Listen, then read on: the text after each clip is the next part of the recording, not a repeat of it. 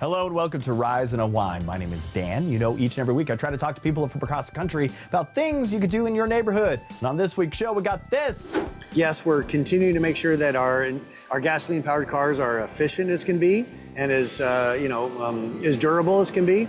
But the investments on the electric side. One of the largest suites at 9,000, almost 9,000 square feet. You know, that's almost 4 times the average size of U.S. homes. So we make sure that we deliver every aspect of luxury, as you can see. All of that and more right here in Rise and Unwind. Do you ever wonder if more tech in your town means more jobs for everyone? Even if you're not a coder or engineer, turns out it just might. A new report suggests the tech information and e-commerce sector, known as T.I.E or T.I.E, is doing more than just growing fast. It's actually might be helping local economies stay strong. So joining us today is Dr. Michael Mandel, Vice President and Chief Economist at the Progressive Policy Institute, to break down this research and what it means for workers across the board. Welcome, Dr. Mandel. How are you, my friend? I'm great. Glad to be here. All right, can you give us a quick snapshot of this report? What did you find about the tech and job growth? Sure. We looked at the tech info e-commerce sector, and we discovered that it's a potent source of job growth for all sorts of workers. Okay, looking on a national level, we found out that the T.I.E sector, as we call it, grew by 18% since 2019, compared to only 4% for the rest of the private sector. But more interesting, and you already mentioned this, okay, is that in regions that have a strong and growing T.I.E sector, that tended to have faster growth in other parts of the economy as well. So there's an association or a spillover effect, and we concluded from this that having a strong and growing T.I.E sector can also be not protection, but sort of offer some resilience against economic uncertainty, which is especially important in these days. So which parts of the T.I.E sector are really taking off right now? So let's take a big picture. When we sort of look at data from the government, we see that the job openings in the tech info industries have been growing. What this means is that companies are doing a lot of investment at this point. They're investing in data centers. They're investing in cloud computing. They're investing in artificial intelligence. They're investing in broadband. Each of these generates jobs, not just immediate jobs, but spillover jobs as well, that can benefit people in every region of the country. When we look back historically, we see that the tech info industries like software and cloud computing have generated hundreds of thousands of jobs since 2019, and in the e-commerce industries have generated 900,000 jobs since 2019. These are better paying jobs than the rest of the economy, and we can expect this to sort of be a positive force going forward. And what is it looking like for Florida in terms of tech job growth and opportunity? Well, Florida has done extremely well with tech jobs. Since 2019, tech info e-commerce jobs rose by 33%, okay, which outperformed the national average by an enormous amount. And we expect this to continue. And why does a strong tech presence boost jobs outside of tech? That kind of connection surprised me. Well, that's a really good question. There's a direct link, which is that tech and e-commerce jobs have a spillover effect, which is that if you're sort of hiring people for these, they have money to spend on other things. But it also it suggests a vibrancy in the rest of the economy that sort of spills over as well. A sense of connectedness with what's going on in advanced sectors of the economy. And what could cities like ours do to kind of attract more of these T.I.E jobs or T.I.E jobs and keep that momentum going? Well, policymakers have to embrace innovation and embrace investment. Right now, the tech info and e-commerce companies are spending hundreds of billions of dollars in the U.S. on investing in things like data center construction. And you have to be able to sort of embrace this investment and embrace investment in people as well, because investment in people is absolutely essential. We have to make sure that our workers are ready for the new opportunities that are being created right now. All right, Dr. Mandel, where can we go for more information? People are welcome to come to our website at progressivepolicy.org, where they can read my stuff. They can read a lot of other great stuff that we've got on what's going on in the economy at this point. Dr. Mandel, thanks for joining me this morning. Thanks very much for having me. Do you ever feel like you're juggling too much and still falling behind? If you ever cared for a loved one while trying to hold down a job or manage your own health, you're not alone. A new study from Edward Jones is shedding light on just how much caregivers are sacrificing and what could be done to support them. So joining us today is Vanessa Okwuraiwe, a principal at Edward Jones, here to talk about a financial and emotional toll that caregivers face and how to do better by them. Welcome to the show, Vanessa. How are you? Thank you very much. I'm well. Nice to meet you. Nice to meet you too. Let's start with this new study from Edward Jones. What did you guys find, and why is this research so timely?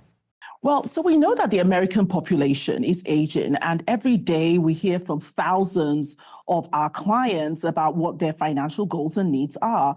And so what this study does is really delve more deeply into the financial concerns, the emotional stresses that caregivers go through, because at some point in life, we're either going to be caregivers or need care in our own right. And so this study really focuses on what support we can make available to our caregivers who play such a crucial role in our communities. And there are a lot of people that don't realize how expensive caregiving can be. What kind of financial and emotional pressure are folks dealing with? Yes, we found that 9 out of 10 caregivers said that they do have a financial concern about their future, because many people are stepping out of work in order to provide care for their loved ones, either stepping out completely or going part-time. They're dipping into their retirement savings. They don't have enough retirement savings. And some of them are even taking on a lot of debt as they become caregivers. So we know that provides financial insecurity for them as caregivers. The other challenge that we found is that many caregivers are feeling burnt out, they're stressed, we're seeing higher levels of anxiety, higher levels of depression amongst caregivers. And so that's an issue where your mental health is being challenged, your physicality is being challenged. You're not able to take care of yourself as a result of your caregiving responsibilities. However, this also comes with a lot of personal fulfillment and gratitude our caregivers have for looking after their loved ones. So all these things, juxtaposed as it may be, can be true at the same time. We just need to help with the right resources. Are there other ways that employers or institutions could help? What support systems actually work for those caregivers? Yes, well, first and foremost, a starting point is finding a financial advisor who truly gets you and who can guide you. A financial advisor acts as a utility player that can help you navigate through, many of the challenges that being a caregiver can bring on, whether that's understanding Medicare in a bit more depth, connecting the individual with the right counselors, the right homes, and more importantly, truly understanding what your financial needs are and putting together a tailored plan. From an employer standpoint, it's really important, it's critical for employers to understand that more flexible work arrangements are required for playing this critical role. We all know that caregiving is not linear. We do need to pop out during different times in the day to care for a loved one that has cancer or dementia or another disability. And then on the government side, we know how important the right legislation is. Over 70% of Americans support bipartisan legislation that can help caregivers save more towards their retirement future so that they can have that holistic financial well-being at a later point in their lives. And if somebody is watching this and feeling a bit overwhelmed as a caregiver, where could they turn for help or resources? Well, first and foremost, millions of people are going through the same thing, so people shouldn't feel alone. Ask for help. We have more information on our website, edwardjones.com/caregiving, and it provides a plethora of resources for people to go and really get this started in terms of navigating this path around being a caregiver. It's important to plan now for something that is likely to be inevitable in the future. Vanessa, thanks for joining me this morning. Thanks for having me. Do you ever dream of a vacation so luxurious it feels like you're living in a movie? Regent 7 Seas Cruises just unveiled what they're calling the most exclusive address at sea. And it's not just a suite, it's an entire experience. Today, we're getting the sneak peek at the Skyview Regent Suite. It's an 8,794 square foot, two-story luxury suite that costs $25,000 a night. Yes, really. From a private bar and dining venue to your own sauna and driver in every port, this is next level travel. So joining us today is Jason Montague, Chief Luxury Officer at Regent Seven Seas Cruises, to walk us through it all.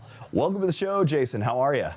I'm doing great. Thank you so much for having me today. All right, Jason, let's start big. What makes this suite the most exclusive address at sea? You know, it's every little detail that goes into it. But when you start out with one of the larger suites at 9,000, almost 9,000 square feet, you know, that's almost 4 times the average size of U.S. homes.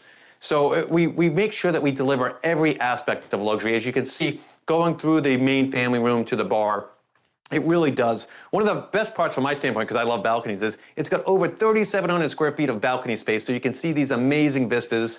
And of course, because it's 2 stories, we have a private elevator so the guests can go up to the 2nd floor, which is where the master bedroom is. And that's a whole nother almost suite upon itself when you look at it from that standpoint. So it truly is a one-of-a-kind experience for our guests. And if someone books the Skyview Regent Suite, what kind of experience are they in for?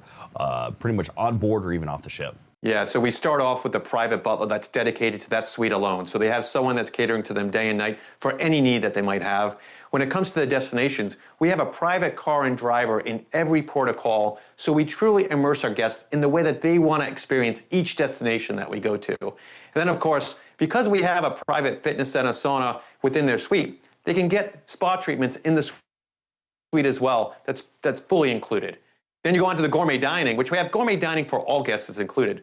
But the Regent Suite guests have their own private dining room in suite and a private dining room outside the suite where they can truly customize their dining experience, whether it's morning, lunch, or even dinners.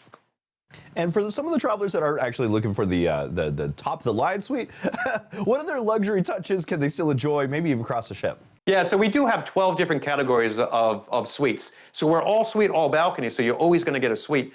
But our entry-level suite starts at, for a 10-night cruise, $6,499 per person.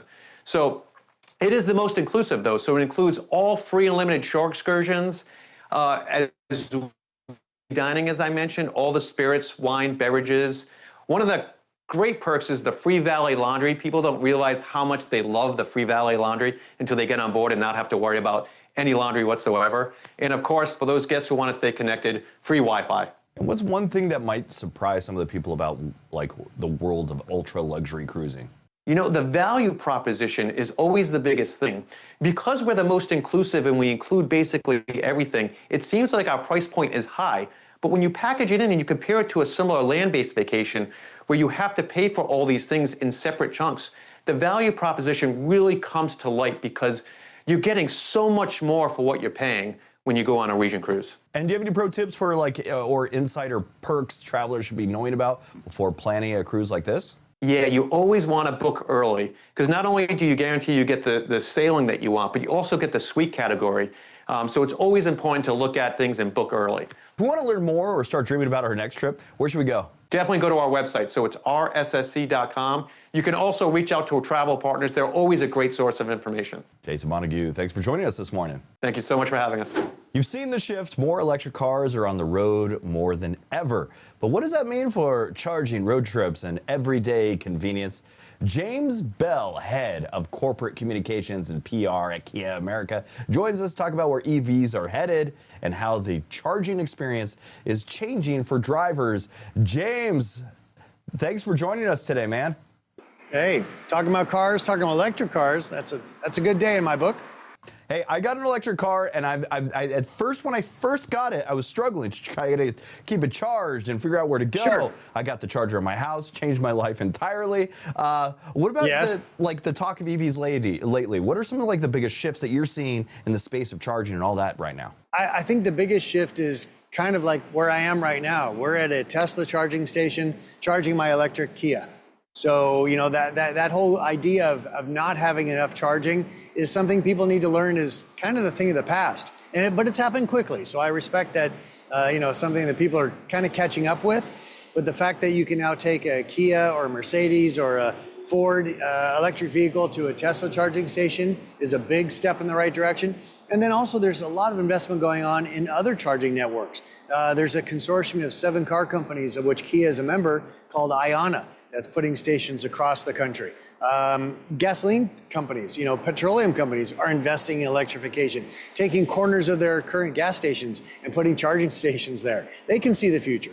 They know where it's going. So I think the biggest challenge is just allowing people to know that their preconceived notions are just that. It's time to move on. That, and of course, just the affordability. We at Kia have a new electric vehicle coming out early next year called the EV4.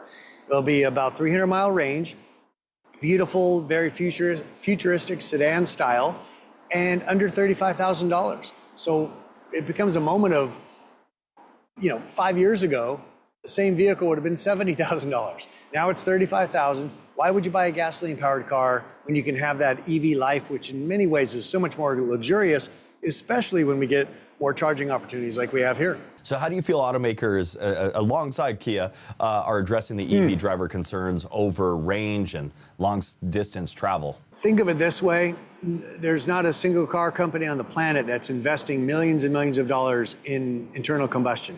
Yes, we're continuing to make sure that our gasoline-powered cars are efficient as can be and as durable as can be, but the investment's on the electric side. So you're going to see new battery chemistries that are, nicer to the planet, cheaper to produce, provide longer range, charge faster. So it's just, if you just look at where the money is being spent, you can see that the improvements are going to only start to accelerate. And what about vehicles that have more of that hybrid option, that are electric, but maybe have that little range extender for a little tank of gas, like a lawnmower motor, just to keep you going for an extra 100 miles if need be? No, you raise a great point. They call that technology E-revs, so electric with a combustion engine alongside. The engine doesn't drive the car forward. It just acts, like you said, like a generator to keep the battery topped up. But then, really the message here is anything electrified is, it's not even the future, it's now. Hybrids, plug-in hybrids, full electric EVs, E-revs, as you just mentioned.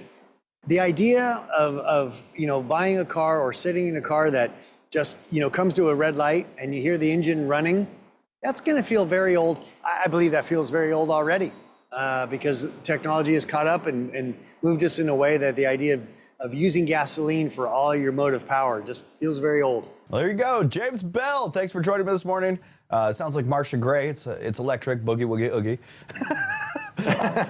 Let us know where we can go for more information, maybe find out more about some of these electric cars, even some of the stuff that Kia has. Well, I would recommend going to kia.com, and the reason being is that we've got information on the EV4 that I mentioned and our EV6, which is the one over my shoulder here, but then also a section of the site that identifies just this historic transition we're in and gives a great kind of primer on what you might need to know if you're in the mood to shop for an electric vehicle. And I think you should be, because that's where we're all going to be very, very soon. James Bell, thanks for joining me this morning, my friend. My pleasure. Thank you. Do you ever put off a medical procedure because of a price tag? With healthcare costs rising and insurance covering less, more Americans are getting stuck with big out-of-the-pocket bills. So what can you do when wellness feels out of budget? Bobbi Rebell is a certified financial planner and CEO of Financial Wellness Strategies, plus she's also an author. She's here to share some smart ways to handle healthcare costs, including a new resource to help people make better financial decisions, especially when it comes to healthcare. Welcome to the show, Bobbi. How are you? Thank you so much for having me. And thank you for highlighting this important topic. We really want to get people solutions and strategies so they can get the medical care they need, right? Absolutely. We all know health and wellness costs are going up. How is it that really impacting people's lives right now? Well, unfortunately, it is causing a lot of anxiety and stress, and it's causing people to make decisions that we don't want them to make. For example, a recent study by Security found that 53% of Americans delayed medical procedures because of out-of-pocket costs. So you were right on target there. This is something that we should be talking about and that we need to find some strategies and solutions for. And you're helping spread the word about something called the Fair Financing Principles. Can you tell us what that is and why it matters? Exactly. It's the Care Credit Fair Financing Principles. It is an amazing suite of resources that can help people figure out not only what their medical procedures are going to cost, but also the best ways to pay for them. So, for example, you can go, and I see you're showing the website, you can go on and see exactly what things are going to cost. They have a procedure calculator. You can put in, there's about 700 different popular procedures. You put that in, you can put in your zip code, and it will give you a specific to your area. So for the Tampa area, what it's likely to cost if you want to have a procedure, let's say for your cat.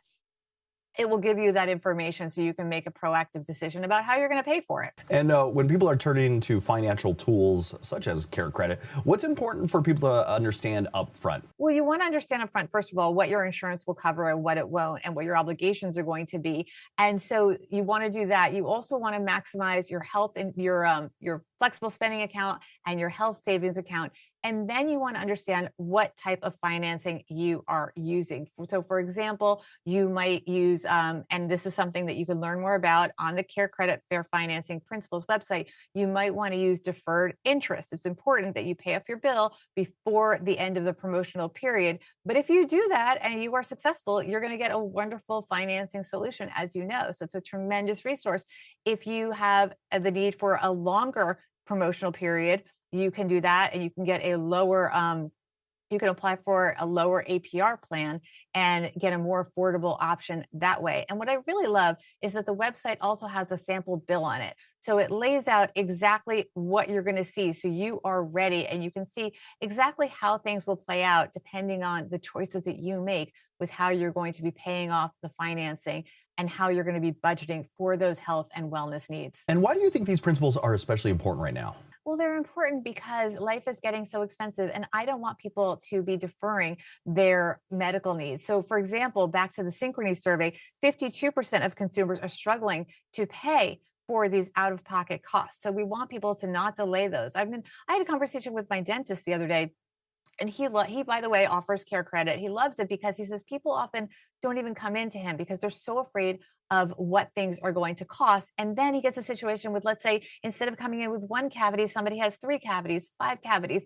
And then they say to him, well, maybe I'll only get one filled today. But when he shows them that he can help them figure out flexible financing, then he'll be able to do the procedure that he wants to do and get them the dental care that they need. And that's what we want for everybody. I honestly use Care Credit all the time. I got my app out. It's ready to go. I've used it a couple of times this year. One of the things that I used it for was actually to help out my cat. He was having very lethargic. He was sleeping all the time. I could tell he was in pain, but I just trying to get a vet appointment was very tough. But then I immediately was like, this guy just needs to be helped out. He needs to be fixed. And Care Credit was there to help me. What other things or types of things can Care Credit card actually be used for outside of vet bills or maybe personal medical? Yeah. Well, I love that you mentioned that because people don't always know that it's available for vet bills. People know about medical, people know about dental, but also all kinds of health and wellness things. So, for example, I know that getting a good night's sleep is really important. So you can use Care Credit, for example, to go to Sleep Number and buy a mattress. I know that it's important to have the right posture by having the right inserts in your shoes. I have experienced plantar fasciitis myself, which is people that know that know it can be very painful. So the Good Feet store is, for example, a place that you can use Care Credit. It is a wonderful, very varied amount of people that you can use it with, different retailers, Mayo Clinic Diet even, because we all want to be the right weight for us. Very important. So I love that your cat was treated. I am an owner of a Morkie, and I love knowing that Care Credit would be there if I needed it to get the right treatments for Waffles. So hopefully Arthur's doing okay, your cat. Yeah, and if someone wants to learn more, maybe compare options, get help, what kind of info can they find on your site? So at carecredit.com/FFP, you're going to get a whole suite of resources. I mentioned the procedure calculator. I love that you have the QR code up there for your viewers.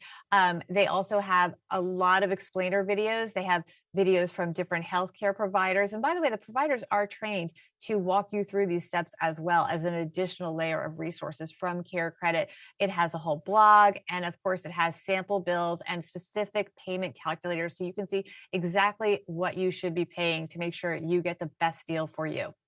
Baby Kaz, you want to show your dental work to the people at home, see what happens? No, he's a cat. He's just staring at me. All right. Oh, thanks for joining me this morning. One more time, where can we go for more information? carecredit.com/FFP as in fair financing principles, FFP. Bobby, thanks for joining me this morning. Thanks for having me. Do you ever wonder what it's like to travel across Europe without knowing where you actually are? It's kind of a weird question. NBC's Destination X drops blindfolded contestants into a high-stakes, high-confusion game of trust, strategy, and pretty much pure guesswork. Joining me today is Peter Weber. Yep, Pilot Pete himself, who's no stranger to reality TV drama after The Bachelor and The Traitors. Now he's trading roses for riddles on the ultimate geo-guessing game board. Welcome to the show, Peter. How are you? I'm so good, man. It's so good to be here with you. Super stoked to have this whole adventure play out. All right, you've been through The Bachelor, The Traitors, and now it's Destination X. Like, what made you say yes to like hopping on a bus with strangers that have zero GPS? I think very blessed, a lot of the opportunities I've had, but I think this was the one that I think I was made for the most. The second I heard about this, it was an immediate yes for me. Just the nature of me, my career, obviously, and the passion I've always had for traveling and seeing this world. This was just the most insane experience. And I can truly say it was the greatest thing I've ever done in my entire life. The most rewarding, the most beautiful experience, the most difficult experience as well. It was like I said, an immediate yes, and so stoked that I did it. So what makes you say that it's like the greatest experience that you've ever done? There were so many moments throughout this game that I truly, again, your senses are deprived, right? So when you are out and about and you actually have, your mask off, you're not in the bus, it's moments that you have to take extreme advantage of. And there was just a bunch of those where I remember looking around and like it almost like gets me like emotional talking about it, because it was one of the most beautiful sceneries that I've ever encountered. And like the things that we get to do in these places, you could never imagine it, in your wildest dreams. So being able to just check off a lot of the locations, that I haven't been to, some that I had been to, but some that I hadn't as well, was incredible. And just a lot of just awe moments, just epic is, I think, the best way to describe it. And it's going to be really cool to watch it back. What about the mind games and like the survival? How did you approach the strategy side of all this? Ton of strategy. Listen, ton of betrayal. That's the nature of this game. You can work with someone, so long, right? But at the end, there can only be one winner. It's not like, Traitors. It was a little bit different of a format where you could work as a group and win as a group. Well, here it turns that on its head. So at some point, betrayal will happen, and it's intense. You get close with a lot of people, and that can, it's like I said, for me, it was actually a really emotional experience. It really was, and I wasn't quite expecting that, but just from the awe factor of it and being able to see so many unique parts of this beautiful world to the personal, relationship aspect of it too, and putting trust in someone, and then either having to break that trust or have that trust broken with you. It's a tough thing to navigate. So definitely have to have some mental fortitude to make it in this game and be successful. And I would say, the majority, if not all the players, definitely had that. The casting did a great job of picking the right players. Peter Weber, thanks for joining me this morning. Catch Peter Weber and the rest of the crew every Tuesday night at 10 Eastern on NBC, and stream the episodes the very next day on Peacock. Thanks for joining me this morning, Peter. Thanks for having me, man. Appreciate it. That's it for Rise Unwind. I want to thank you for tuning in and checking out the show. Follow us on YouTube at Rise Unwind TV. And until next week, that was Rise and Unwind.